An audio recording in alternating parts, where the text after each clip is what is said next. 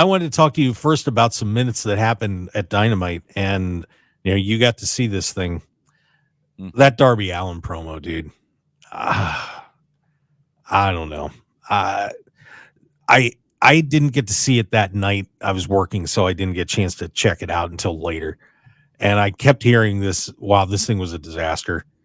And for those that didn't hear what happened, the Young Bucks were about ready to beat the hell out of Tony Schiavone, and Darby Allin came in. Of course, he and Sting had just taken that big beating from the Bucks with the blood-laden white suits, and they beaten up Sting's kids too. Of course, sons are full grown, and Darby comes in and starts yelling about Brandon Cutler and ends up talking about Cody and gets a Cody Rhodes chant going, which I can't imagine was ideal for the guys in the back hearing about Cody Rhodes. And just it went off the rails. And it wasn't like it was delivered badly, but it just fell flat. And I'm curious to hear your thoughts about what happened in that promo. It did fall flat, and I think you're right. It directed people in the wrong direction. Look, we know Sting and Darby are going to defend the tag titles against the Bucks at Revolution. That match really doesn't need much promotion, especially since this is Sting's final match after a 40-plus year career.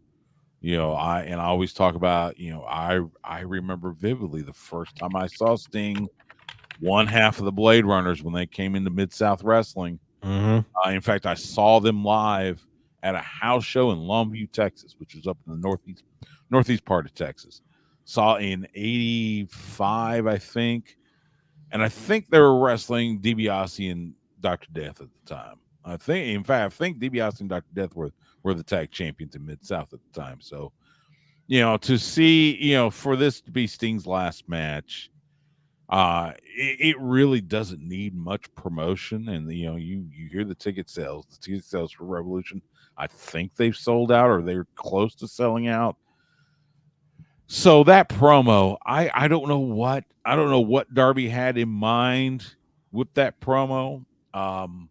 Whatever it was, though, it went off the rails.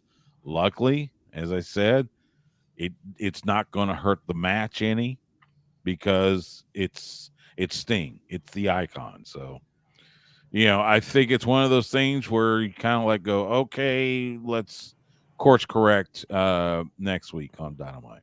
Yeah, and and Reuben, you can kind of speak to this because if and Stu, you can meet Reuben here. That Reuben, you do a lot of writing and and improvisation too, and it goes back to the big argument in pro wrestling. Do you completely script these things out, or do you do bullet points and just get out there and speak from the heart?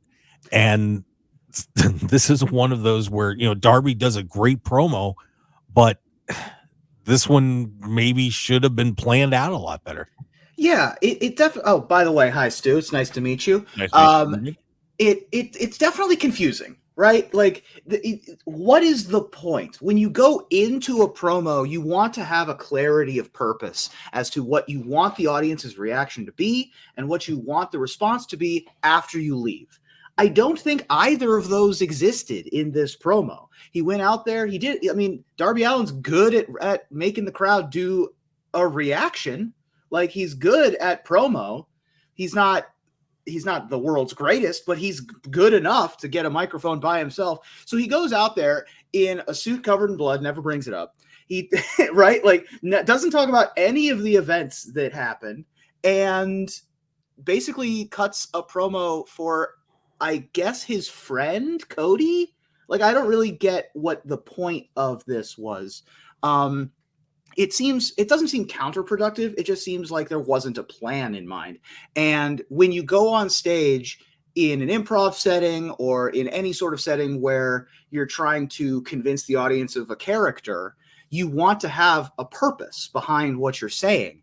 And it seemed like this was purposeless.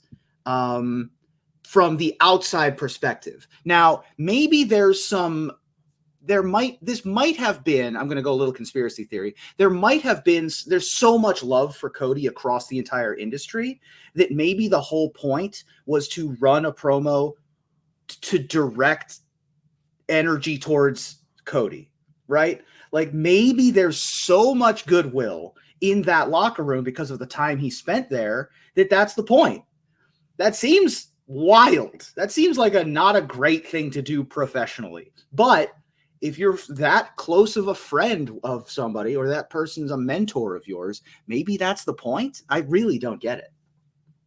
Yeah, I didn't either. And it was, like I said, it's a match that doesn't need much, but I don't, I still don't want to see a fully scripted, but maybe encourage the guys to, pay more attention to the bullet points and stick to the bullet points. And I don't, like I said, it was just a odd, I